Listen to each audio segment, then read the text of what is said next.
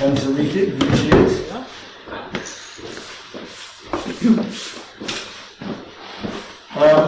what we're going to do, we're going to start with the public forum rather than stop the meeting, because we've been told procedurally it's better to start with it rather than stop and start the meeting. So, so for 10 minutes, the floor is open to the public to address the council. If anybody wishes to address the council. Hello, I'd like to ask a question. Lucia Headley, who is obviously a friend of the chair, as we all know, has stepped down from being an admin on Upwell and Upwell discussion forum. I am assuming this is because she is dealing with the procurement with regard to what has been termed the chair's vanity project, i.e. Upwell Public Hall, and the expense of £400,000. Can you confirm this? Can I confirm what? That Lucia Headley is dealing with the procurement side of things. She has acted as a voluntary capacity as an expert to give the council advice on the legal side of doing a public tender. Which is what I thought. Also, there was a meeting before this one in which, as I can understand it, the idea of selling land or not selling land was discussed. Now, I'm not sure of the legal nuances on this, but surely morally the public should be involved in this. It is their... Are you talking about the meeting that just happened before? I am indeed. Well, that was the communication subgroup meeting. It had nothing to do with that. So it wasn't about whether they're right. Okay. So when this does come up, will the public be involved?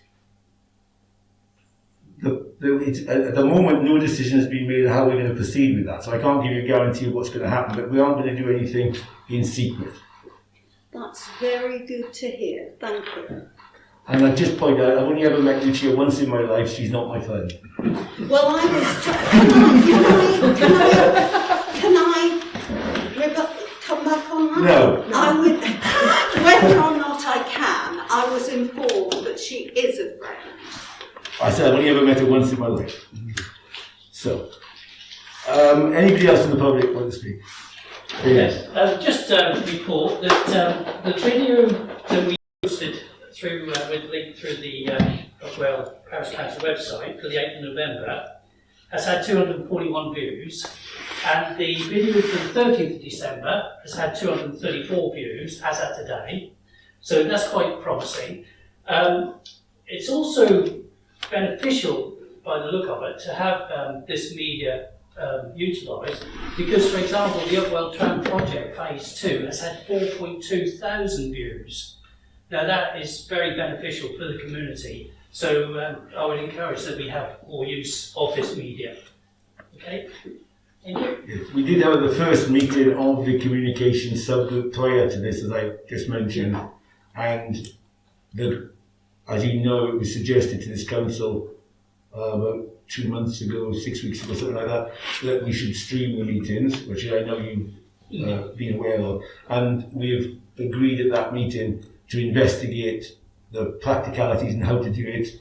So that's something we're looking at. I can't give you a guarantee at the moment, because obviously the committee hasn't investigated and reported back, but they are looking at it. That's helpful, thank you very much. Anybody else want to speak? Okay, thank you very much. Right, in which case we'll now officially convene the Parish Council meeting. We have no apologies. Got a full attendance. Excellent. Well done, everybody. Despite the COVID pandemic, you've all managed to get here, so that's very good. Just to remind everybody, if we have any items where people think they've got a personal or financial conflict of interest, they should declare it. Colin? I'm now trustee of this hall. Thank you.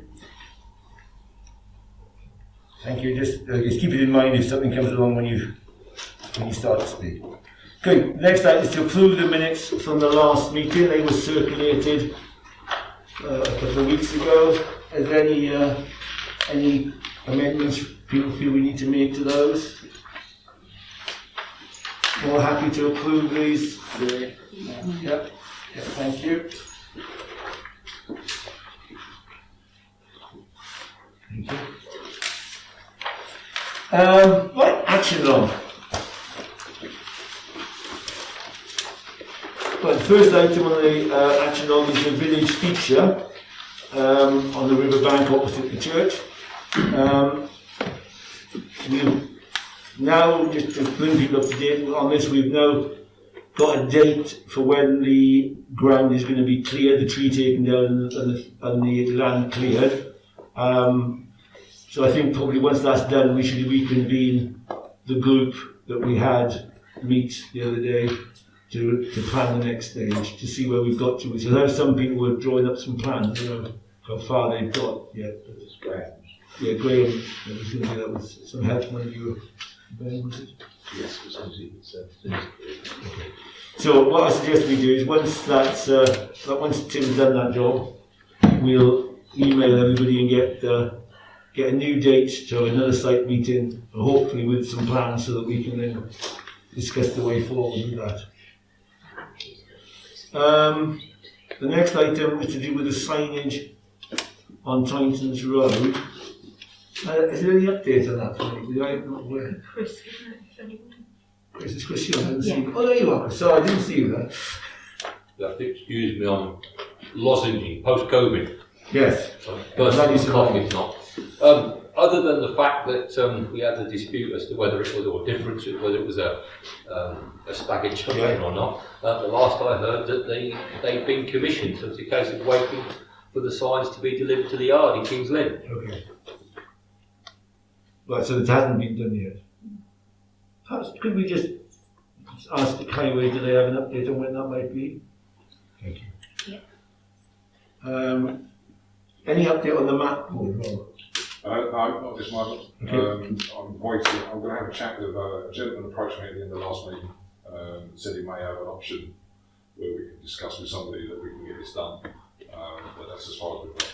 Thank you. Jill, any update with the trams on Yes, I've been in touch, and the further delay on this is due to the contractors who work all over the country have been hit by COVID. Other bad. Is there a date at which if it goes beyond we won't be able to get the partnership money? I've been in touch with the partnership, and they have logged it that they're not surprised that there's delays. Obviously they've got others, and they've marked it as being told about it, and it will remain okay for us. Okay, that's the only concern I have. Yeah, I was with the delay, concerned. lost the funds, that's fine. Thank you. Okay, now the next item is the unsafe building on Dovecott Road. The council were dealing with the county council. Have we got any updates on this one, Chris? Do you know of? What's right? The building on Dovecott Road that was collapsing into the pavement and pavement was... Yeah, I'm familiar with that. Not familiar with the county council being involved. Oh, in Borough Council, was it? Sorry. I thought it was County Council Highways. Sorry. Yes, it was. I contacted them in actual fact. And I think that passed on some correspondence we had from them. Not anything... Basically, what they said, it was decided that highways would take the lead, and if necessary, they would remove the panels. But nothing's actually But I don't think anything happened. No. That was Jay Moore. Okay, so nothing has happened, although with good intentions. Sorry, Chris, I think you were emailed, you were copied into that, weren't you? Not that I've noticed, No, I can't see so. unless they haven't come through to me yet. I haven't been on my emails for about 3 weeks, so sometimes they take a little while. It was before that. Yeah. Cheers, thanks. I drove past the school earlier on my way here and I didn't notice that the hedge had been trimmed opposite. Are you aware if it has, Chris? It hasn't, or you're not aware? So. I'm not aware, no. Hasn't, because I scraped my car along it this morning. Okay, so that was supposed to happen before Christmas, wasn't it? Nothing's been done at all. There's contractor's cutting some trees down close to the Yeah. cottage. Yeah, I saw them, Yeah. but I don't think it was the No, school it land, wasn't. was it? Who was it who said they would do that for you, Chris? Well, that was Andy Wallace. That was while we were still debating as to how much was the academy's responsibility. Yes. That was the agreement we came to, just to trim the hedge while they're still flicking the So cord. again, really, can we contact Andy to say its term has started again and the hedge hasn't been trimmed? Thank you. The next item is going to be diaried for later in the did you write? Yes, you have written to the Marmot Priory, so that's done. I'm not aware that you that is Andrew, do you know? That's not been done, no. Cemetery. Like this, as you know, at the last meeting, we agreed that we would like to take over the land between St. Peter's and Stonehouse, which contains the cemetery and the allotments, and take over the management of the cemetery. We communicated that to the council leader, Brian Long, and to Chris Black from the cemeteries people, and they've told us that they are going to just have a meeting with management at the council and cemeteries to decide the next steps. So that's it. So we're waiting to hear back from them.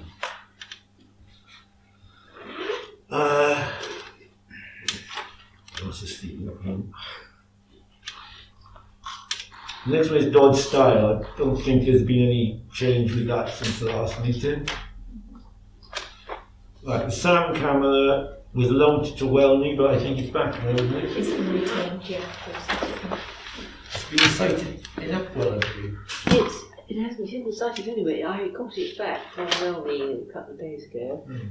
David Aston collected it this morning, or this afternoon rather. And the first place on the list for it to be deployed is Lakes End. Lakes End was supposed to go to us. So that is where it will appear shortly. There was, when the Lakes End surgery happened, there was some concern that the post that we normally use was very close to, I can't remember if they said it was Cockfin Road or Lake Avenue, it was one of the two, and that because cars were essentially coming out and being clocked, they were taking an artificially low average, if you like, speed. Do you know where the post that is going to go on at this time is? It'll be the same post, but on the half by I will speak to Tim and we'll have a look. See if there's an alternative And post. see It's if not there's too an close to one of the alternative. junctions. Okay, thank you. Could you mention it to him tonight in case he decides to actually do it tomorrow, please? Yeah, I don't think he can because he said to me, that the tool to actually attach the machine to the pole is not, if you haven't got it, it's an Allen key and it's not the right one, it's with the machine at the moment, so we'll have a private Okay, conversation. we'll sort that out. That's a logistical issue which can be sorted. Perhaps the long one came back from, yes. I don't know if Wellney still have some bits and pieces back. Yes, we can close that then because it's going to the extent, so that's what the It question will is. get to Lakes End in due course. Whether it goes on to a different post or not depends on whether there's another post. Like the Baptist Road dike, was that anything where if that has been inspected by the drainage board? No, I haven't anything back on that. I've got a couple of drainage board meetings coming up this month. Can you chase that up for us then? One is the Upwell one on the 24th, so I can't make that meeting. These Churchfield and Lawfield. Another one, Churchfield and Flawfield is one that's involved in this instance.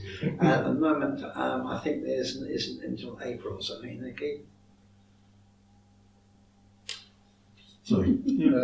Steve Carley's the main one that on the Churchfield and Flawfield.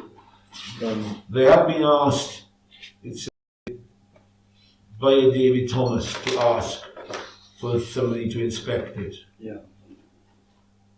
But no feedback yet. But, You haven't asked. So it's Steve Calvin's the contact. Dale Boyce was sort of basically, as far as I remember, was inspect. He goes round if anything comes up and look at it, or did do. I don't think it's changed. we got Steve Carter contact either. So should we ask Steve who, if he or if it's somebody else we should contact to check if Steve Thomas has passed on that concern? Thank you. Where are we? Jubilee Cottage. Yes, that was. There's been written to them. I've written twice and I've had no reply or any response. Does anyone know if there's been any hedge trimming going on at Diamond Jubilee They Cottage? had, I went over there Sunday and that, I couldn't see there's anything done. Is that one where we need to report it to Highways for them to do something then? I believe Chris has actually put it into Highways domain, haven't you? You'll have to just speak up. Sorry, the Diamond Jubilee Cottage. Oh yeah. If that needs trimming, I think. Yes, that's right. That came on the back of the surgery. That was very early on. We put that one in. It hasn't happened yet, so was that something you could just put some pressure on to get it done? I could do, but I don't think there's a lot of point because that'll be done when it's got the contractors in the area. They won't make a special trip for it. I see. I think the issue was communicating with the resident. I think was a problem. Well, we've written to them twice and they haven't replied. Yeah. I think, is it quite an elderly gentleman who's there? I don't know. I think so, yeah. Yeah, Jill Bliss, who asked me to look into it, said that, they're quite elderly. So we just have to wait for Highways contractor to get there, really, by the sound of it. Okay, the next item is to do with the 1101 junction with Chips End. It's about putting another mirror up, isn't it? You mentioned the mirror in the word, which is why I thought it was, and then I read it and there was no mention of the word mirror, so it threw me. I like to keep you guessing. The mirror, as I understand it from communications, the mirror that's there was put there by a farmer to make it easy for his tractors to get in and out without causing damage. I think is that right? That's the picture I've been sent by Helen Hartley. Right. So I've spoken to Helen. Nobody seems to know who owns this piece of land, but Helen has said as long as that stays, we can put another mirror up. Fred Hartley owns that land, Mr. Chair. Oh, is it? Yeah. You know, we told us probably who did it, but we didn't get any joy with Helen. With communications. So that's what I've been told. As long as that one stays there, we can put another one up. Okay. Well, I won't say that one was particularly of any benefit, but if they think it is, I mean, to do with damn good Apparently the tractors use that one apparently. So to do with a damn good clean and polish, I'd have thought to make it more usable, but I don't think a normal highway mirror will affect it because it'll be lower. Yeah. So, we have Highways know about this. Is that correct? They know that we planned. Melanie emailed Andy before Christmas and said to arrange to meet me, and I emailed Highways about something, emailed Mark Sharman and Andy about something the other day, and just reminded Andy that I'm waiting to hear from him to arrange a site visit for the mirror. So once you've got that, we'll order the same materials that we ordered for the last one?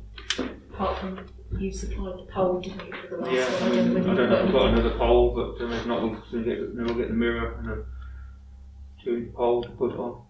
Are you happy for me to order the mirror? Yeah, so I think we're all happy for this to go ahead as and when Andrew's had the site meeting, just go ahead and get the mirror and site it. Yeah. Everybody happy with that? Yeah, thank you. So hopefully, cross fingers, that'll be done by next month. You never know. Okay, bus stop. So, Chris, you briefed the Norfolk County Council on the principle of this. Has there been any progress with moving the bus stop?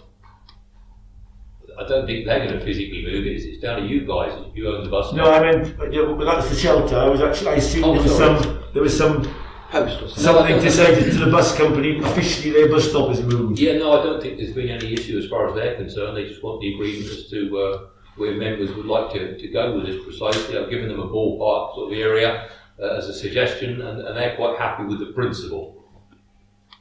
So who do we? Because I'm whenever a bus stop moves, you always see official signs going up saying temporary bus stop or permanent movement. So do we have to speak to anybody specifically to officially move the bus stop? Yeah.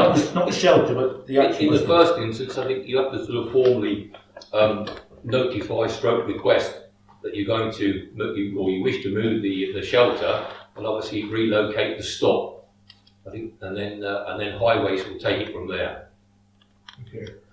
Because I think, from our point of view, we probably sort the shelter out once the stop's moved. Yeah, of course, yeah. Yeah, there's no point moving the shelter until the stop's moved. And there's obviously be a cost implication for everybody concerned at Norfolk County Council, Parish Council to provide a new bus shelter. I just wondering if there ought to be an investigation into making the trod or footpath from the front of the village hall, from Lakes End Village Hall, where the dog waste bin and notice board is, up to the existing bus shelter, because it's only grass verge. I think when it was, because Chris had a site meeting with this, didn't you, Chris? And you felt, I think, that practically it would be easier to move the bus stop than to build a new path. That was the agreement that was the assumption I made. That was the agreement I had with the county's highway engineer as well. He felt the cost of extending the path was far in excess of putting the drop curb in and relocating the bus shelter. And incidentally, on part of that cost, I have allocated some of my local member fund to contribute towards that as well. So I'm just waiting for confirmation. Towards what, sorry, Chris? Sorry? What have you put something towards? Towards the moving of the bus shelter. Well, the cost of building a new bus shelter, or is there some fee to the council? Well, no, I don't know whether you wish to move it or whether you wish to build a new one.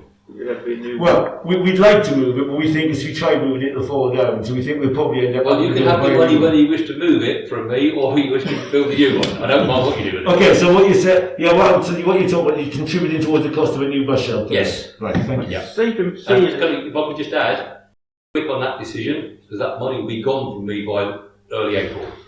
Right, thank you. I seem to remember seeing an email where it was agreed about having another bus shelter, providing it was a new bus shelter with perspex sides and everything. So Yeah, I think nothing to that effect. Yeah, I think County Highways made some comment about that. Yeah, I've brought the email up. So Andy Wallace basically said, I'm in Welly this morning, so we'll take a look at using Google Street View, but it doesn't appear that we would object to anywhere along the frontage of the village hall, assuming that the new bus shelter will be the modern type, with clear side panels. Councillor Dawson's options look good. We may have to look into incorporating a dropped crossing, but once the location is finalised, we can discuss this further. What is the cost of a new bus shelter? That's £6 grand. £6 grand. If you talk about one that's like we had put in with the PPS, top county close. That was about 3.5 to 6. You'll need a new concrete pad to put it on. Yeah, it's about 3.5 grand. I think the first thing we need to do is, if this money is available but it's going to run out, we need to get on and get some costings, don't we? We do. I've got costings at home because I've already done this morning. Would that be the full amount, Chris, or just partly? Only partly. I'd probably be able to get about 1,500 together for that, I think. Alright. I think in our finance group we talked about asking for a silver grant towards this as well, didn't we? That's what I was just going to say. If think you we want did me say to look that. into applying for a silver grant. Towards it. Probably Yeah, put that budgeted. one in. Yeah, I thought it did. That's what the one page Okay. So, right. So we need, let's, can you email everybody what the cost of that you know it will cost to do? Yeah. And perhaps a link to the shelter that you think you'll be costing, what it looks like. Yeah. And perhaps we could, is Andy was happy with that shelter in Welling? Yeah. Yeah, so presumably you'd be having the same shelter in the extent then. And then once we know what that cost is, we can get a SIL grant in for it, an application in, we can tell Chris, and then we can, I think we have budgeted something for that in the budget already, haven't we, as well? Yeah, I don't think we have all of it. But No, there wasn't all of it. Yeah. Good. So if we get the costs ironed out, then we can get those applications off. Yeah. Hopefully get that progress in. Where are we? See, this is the mirror now coming up. The engineer has been down Cochrane and looked at the surface there, I believe. Is that correct? Anyone know? I was scared he was going. Chris, do you know, has the engineer been down to Cockburn Road? Only I was told that he was going. So he's been? No, I haven't. No. Okay, so... But that may well have been Jay Morse. Again, he'd been off work with COVID as well, because he was going to call out that way and have a look at a job in Welmy for me. So I think he probably did that at the same time. Can we ask him then? Can we send, has he completed that? I just saw what's his report? Yeah. Thank you. And the last item on is the Lake Avenue sewage problems. Is there any progress with that, Dave? Basically, we've got the middle level commissioners and Upwell Parish, Upwell IDB, both working with Freebridge on this, but we haven't had a second meeting and they haven't had an opportunity to set their budget for the work. So advise them they will have to pay the work. Chris? IDB doesn't have the funding. And the last item on the action log is Christmas lights competition, which we obviously did the judging for, some councillors did the judging for in December, and we got the results and the awards, and some of the people have come to collect their prizes. So, Ross, can I pass to you at this point? Oh, right, okay. Well, you've got it all in front of you.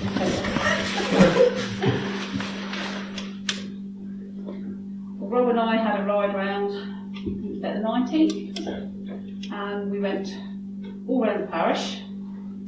Down to Lakes End, Cockburn Road, Lake Avenue, all the way back, Horsehead Road, all around 3 holes, etc. And the winner for 3 holes in Lakes End competition is Paul and Lucy Hartley.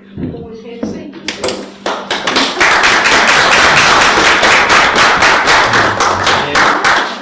Thank you. It looks like a little gingerbread pan. It's very nice. Well done. Business one, again we thought was very nice, was Melody's hairdressing on School Road.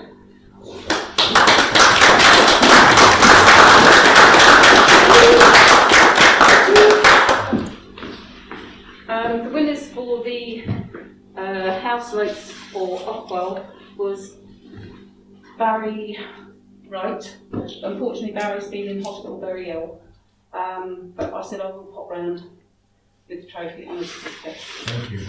And I'll let you have your runners-up, etc., or highly commended people's names as well. So they're good in minutes. Sorry? Will you give all the names to Melody Yeah, so well, yeah. she can officially put them in the minutes? Yeah. Thank you very much. Good, so that concludes the lights. Yeah. Thank you. Okay, the next item on the agenda is the development of the land at Lowside. And at the last meeting, we asked for those people interested in being on the group to contact Melanie with the names. Melanie, we got the names of the people who put their hands up for that? I have, but not on me. There's eight of you. So there's you, Christine, Prue, I can't remember if Andrew has, Colin, Chris, Ross, and Jill, Okay. and Richard. So most I think people. that's eight. Yeah, eight. Okay. Are the council happy that group should look at this further? Yeah. Okay, thank you. So what we need to now do is have set a date for a meeting for that. I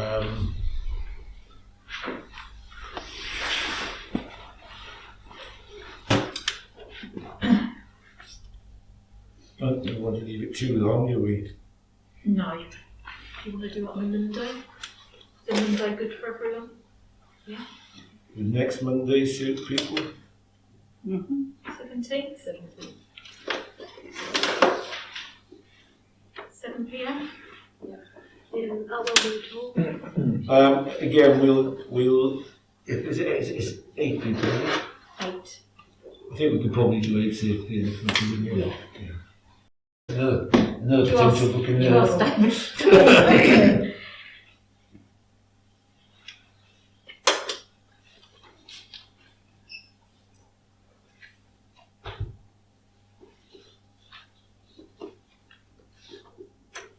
Thank you. What time did you want it on? 7. Thank you. Okay, so we move on. This is for us to officially appoint the person to do the internal audit for 2022. It is, but since actually doing the agenda and now, Helen is no longer doing. Oh, right. So I've been given 4 names. I've approached the first one with a response. So obviously I've got 3 others to try. Delay this till next month? We'll have to delay it, yeah. Okay, you locate somebody and then we'll discuss it next week. Okay. Right. Is this an update, did you say? Yeah, so this is just an update. So this is about the dog waste bins in 3 holes that were requested. So Andrew gave me a couple of locations. I've actually sent that through to the Borough Council and we're waiting for them to approve. We've heard nothing back. That was just before Christmas. Okay. I suspect Christmas has got in the way of that. I think it will take a while. I know Wellness took something like about 6 months. We've also got a situation where a lot of officers are back working from home, slowing things down quite considerably. Okay. So we wait, I think we won't put that on the agenda again, we'll just wait for it to happen. We know it's agreed, it's just waiting for the cogs to turn. Yes, okay. The next item on the agenda is reports from councillors and council groups and the clerk. And the first item on there, as usual, is planning. Again, the list of applications is on the minutes and has been circulated. Is there anything you want to raise, Andrew? Not from these reports, but the one from last month with the one down Squires Grove with the prior notification funds.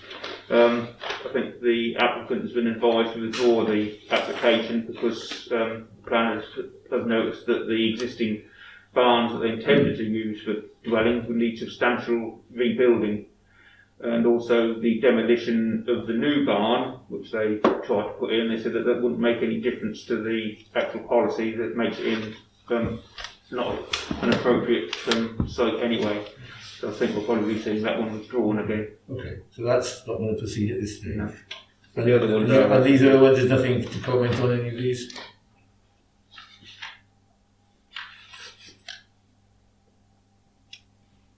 No? So are we all happy to agree with the recommendations of the planning group with these items? Yes. Thank you. The next item is the Village Hall refurbishment update. So, just to bring people up to date with this, as you know, the tender window closed before Christmas, and when the window closed, there were 2 companies had tendered. 3 tried to tender, but 1 missed the deadline and so was not considered because they were late. On the other 2, the panel we appointed scored it based on the scoring system that was put out with the tender document, and then following that process, we ended up with the scoring of for quality, bidder 1 235, bidder 2 265, and on price 93 for bidder 1 and 100 for bidder 2. So bidder 2 was the preferred bidder.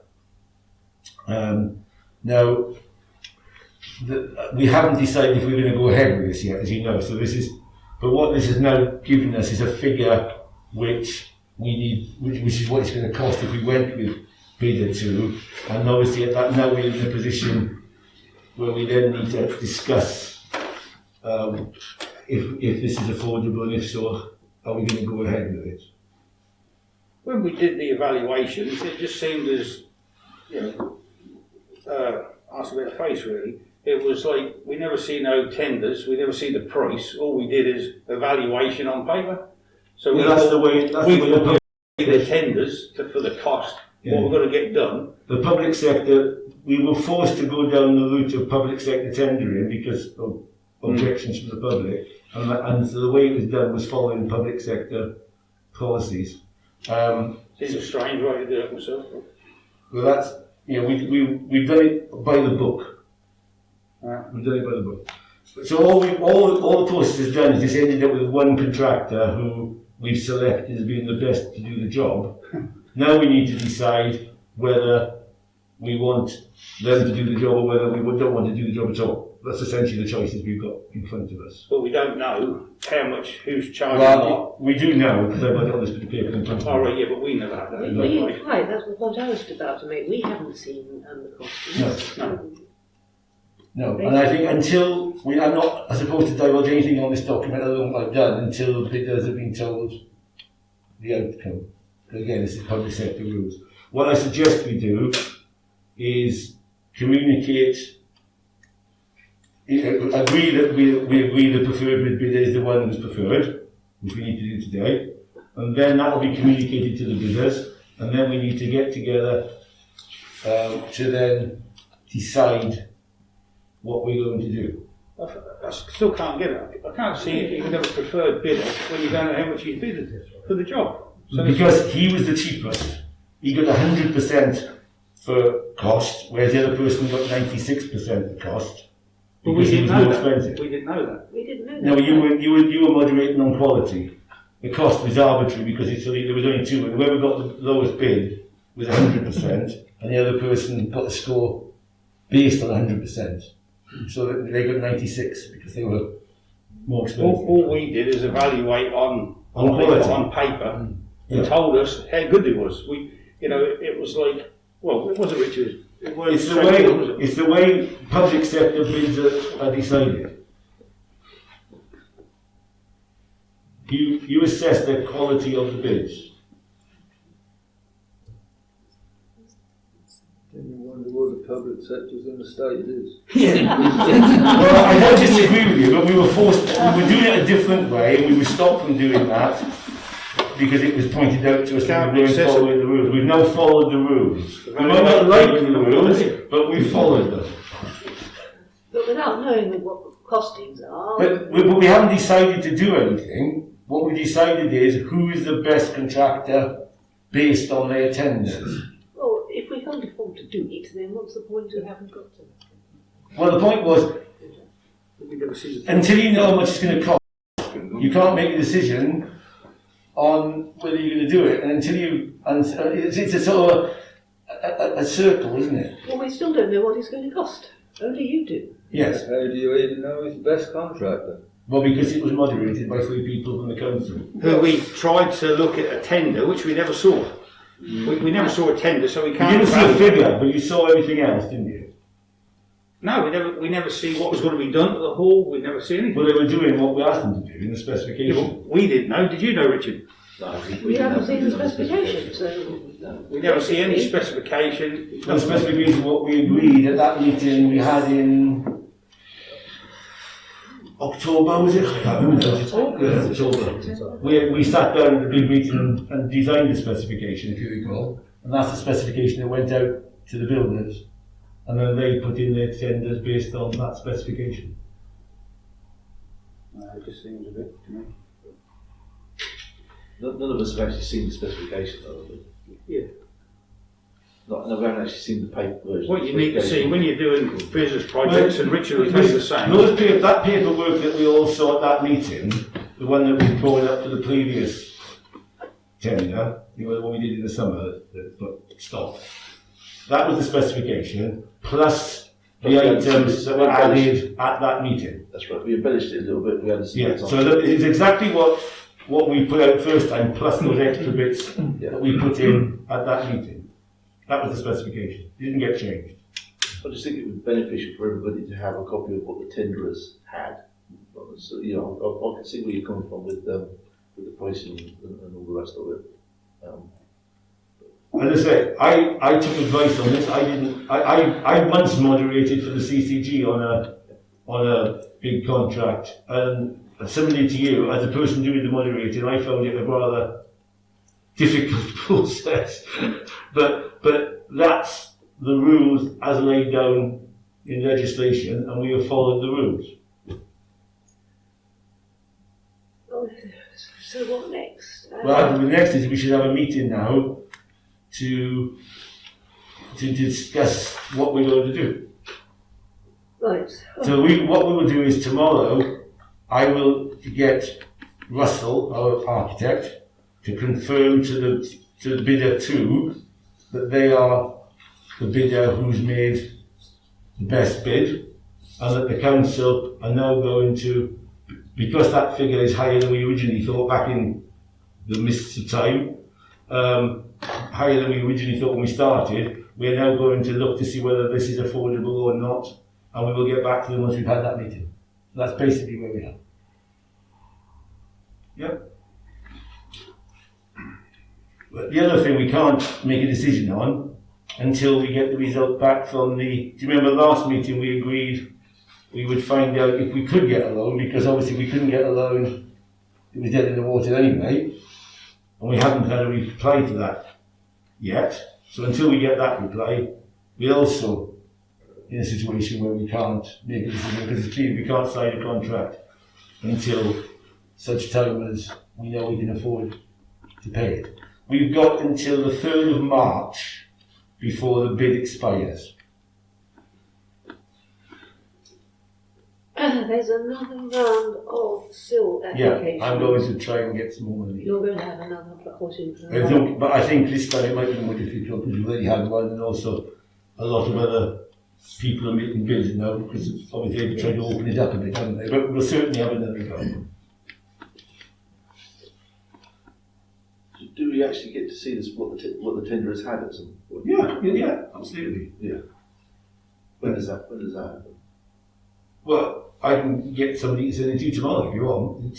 That's not a problem. I just think it would be beneficial for everybody to see exactly. As I said, it is exactly what you saw last time, plus the bits that we added on. I'm not down that. It's just that we will all sit here and some of us will remember some bits that were added in. So Yes. at least then, if the cost is greater, at least then we can already be having perhaps an idea of. Yeah, no, I agree.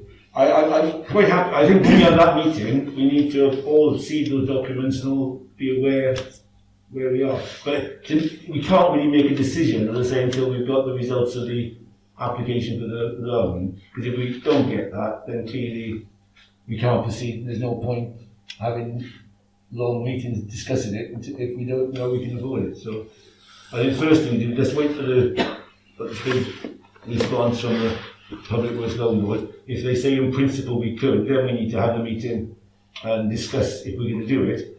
But in the meantime, I'm very happy to circulate. I haven't got them either, but I'll get them circulated.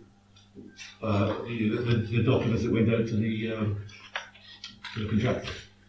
As the tenders, what you've seen, have they got the breakdown of electric, the roof, the windows? Or I haven't seen them either because I've not been. I've been out of this loop as well. But I imagine we did last time, so I'm assuming they do this time as well. Well, can we please see the bids?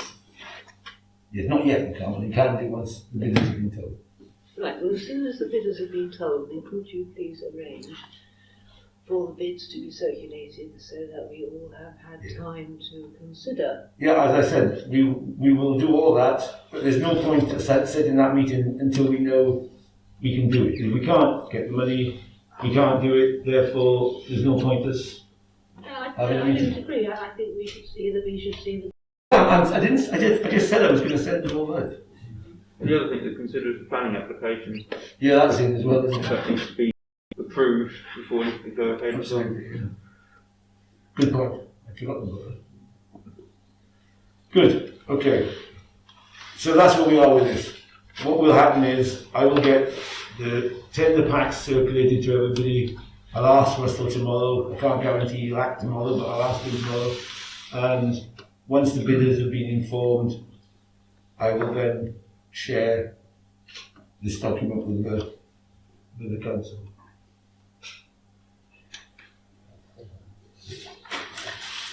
Right.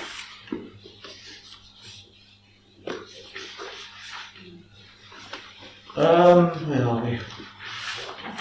Permanent takeover of the cemetery. All I wanted to say on that as an update that and Paul, I did ask the other people on the cemetery group, we're going to meet a guy called Stuart Beckett, hopefully on Friday. I haven't had a confirmation from him yet. Regarding the planning application for change of use on the allotment land. Anybody who wants to come to that can come. You know, obviously cemetery people group are welcome to be there, but if somebody else wants to come, that's fine. We don't have a time here because it's not confirmed, so but Friday afternoon is what we're looking at. I've put 1 o'clock, but yeah, I haven't had a confirmation. Have we actually decided to what extent the allotments are we looking to? No, like let them be part.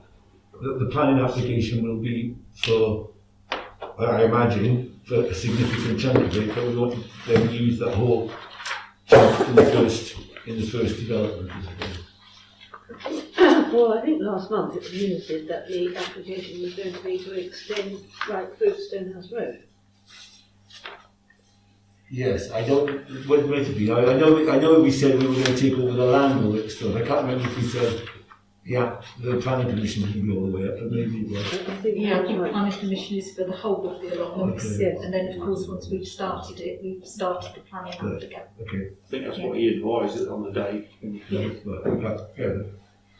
The meeting on Friday will be to discuss plans for the first phase of that, i.e. putting in how far back, where to put the roads and that sort of stuff. But we aren't going to do any of that until we've had confirmation from the council, obviously, that we can proceed, which I told you about that earlier in the meeting. Should we ask Graham Seaton, his advice on how to, because all we really want to know is how we are actually supposed to put in the... Well, that's what this person who's coming on Friday is going to do. Right.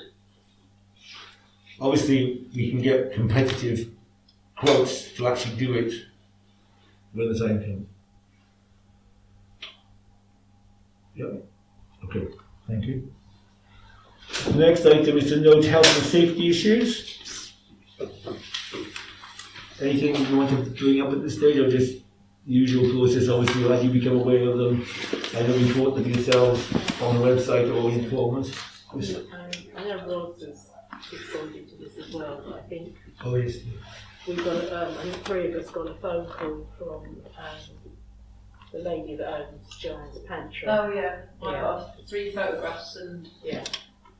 She, the Airbnb, which is the old chapel next to the Upwell post office, in the Upwell post office, apparently they were charging the electric car, but the cable was going right across the pavement. So in other words, it was a trip hazard, and it was black, and it was night time, and no fluorescent on it or anything. This is going to be a 21st century problem.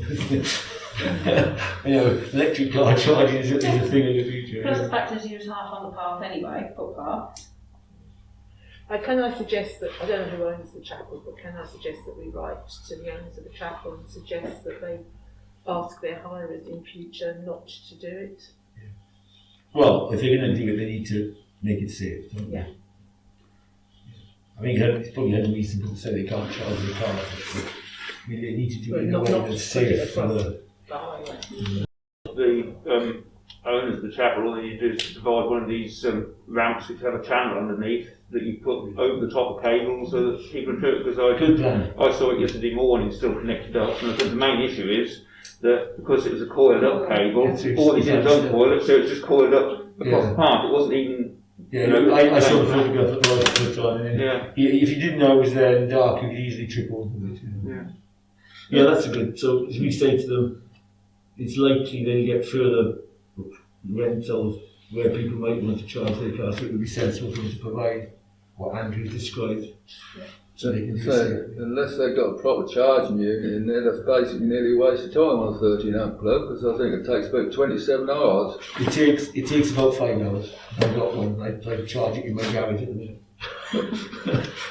But they've got a thing charge to do it. I will do next week. They come at the moment. They've got a 3-pin plug, but it takes about 5 hours. So there was a program about that, and they said unless you have a proper charger, it's basically put a charge in 27 hours in a full electric car. Yeah, mine isn't full electric, so it's not probably such a big charge. But yes, you're right. It is much slower on a 3-pin plug. It's much quicker if you've got the proper fast chargers. Right. Anything else on health and safety? No. Okay. Under finance, to note payments since the last meeting. So these were circulated just over a week ago, and we had several people approve them, and they were paid. Anything you want to add to that? No. If the names changed? No. Okay. And also you've got the income and expenditure balance reconciled from last month, and the quarterly progress against budget. All those have been circulated. Any questions for Melanie on any of those? All quite happy with them? Thank you. Okay, the next item was the Public Works Loan Board, and as I said earlier, we've made the application, and we will wait to hear what they say on that. We've received, the next item is we've received a request to make a donation to the Citizens Advice Bureau in Norfolk. Andrew, would you like us to tell the council what you put in that email that you sent people?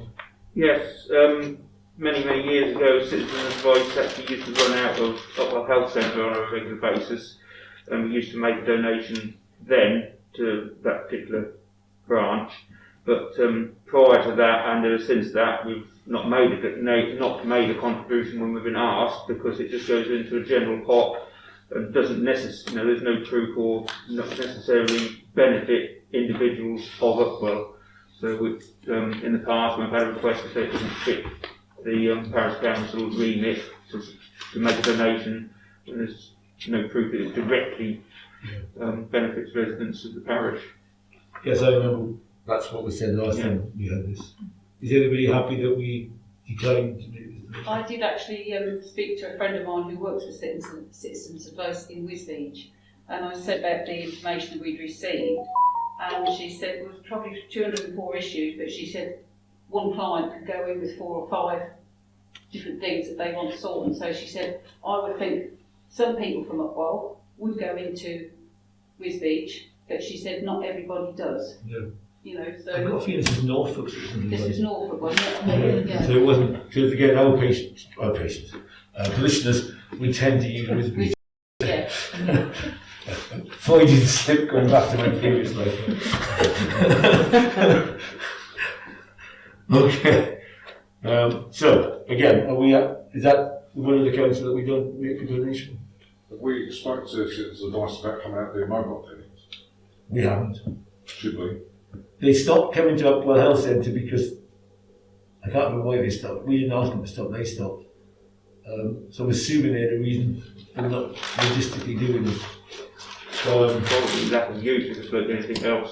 I think it was used. Just wondered if the 3 village halls have the opportunity to do a surgery with Citizens Advice. It would be worth it. Why don't we send that suggestion to the 3 village hall committees? Would they like to speak to Citizen Advice to see if there's any prospect of doing It's a direct benefit to each village. That's a sensible suggestion. If that happens and there's some cost involved, we might be able to help with those at a future application. Yeah. Okay, good. Where are we? Right, these are specific concerns now and correspondence to do with the various villages. There's nothing under Upwell. Lakes End, you've got the bus stop issue, which we did discuss actually under the action log. So we've already made a decision on what we're doing with that. The Cockfen Road issue is also huge again. We've made a decision on chasing up that report. This is the other item, is additional signage at the junction. And there was a suggestion that a concealed entrance sign was put up. And this idea was put to capture the highways. Chris, do you know anything? If there's any, did they look favourably upon that? Yes, they're quite happy with that. seemed to make sense for everybody there. So pretty much as was agreed on the surgery. So they're going to, the highways are going to fit with those signs, are they? Yeah, that's on their agenda, but again, it wouldn't hurt for Melanie to add that to a list when Okay, so we'll add that to the list of things we're chasing them for. That also included the roundel on the highway as well. Right. Thank you. That concludes the Lakes End issues. We've got no new freehold issues. Well, there's just one issue I've been asked to raise. The fact that freeholds are having problems. They've now sourced a new electricity provider, but they are currently in the throes of trying to work out whether they can actually afford the electricity. So who are we talking about, sorry? Freeholds. Oh, the hall? Yeah. Sorry, I didn't hear the word hall, sorry. So just to bring that matter to the agenda and to council, they're looking at their hiring fees and what they can or can't do to probably increase them to cover the increase in the electricity charge, which we've probably all been subject to because of the removal of the tap.